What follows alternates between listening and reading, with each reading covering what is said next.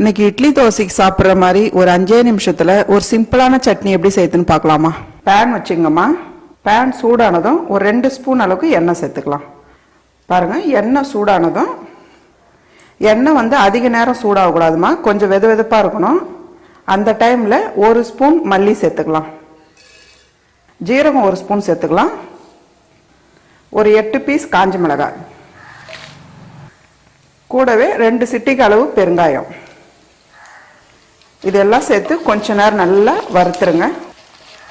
நமக்கு நல்லா வாசனையாக இருக்கும். இது வதங்கும் போதே நல்லா மல்லி வாசனை, காஞ்ச மிளகாய் வாசனைலாம் நல்லா கமகமன்னு வரும். அடுப்பு தீ சுத்தமாக குறைச்சிடுங்க, டக்குன்னு கருகிடும். கருகிடுச்சுன்னா சட்னி நல்லா இருக்காது. பாருங்க, காஞ்ச மிளகாயெல்லாம் இந்த அளவுக்கு நல்லா செவந்து வரணும்.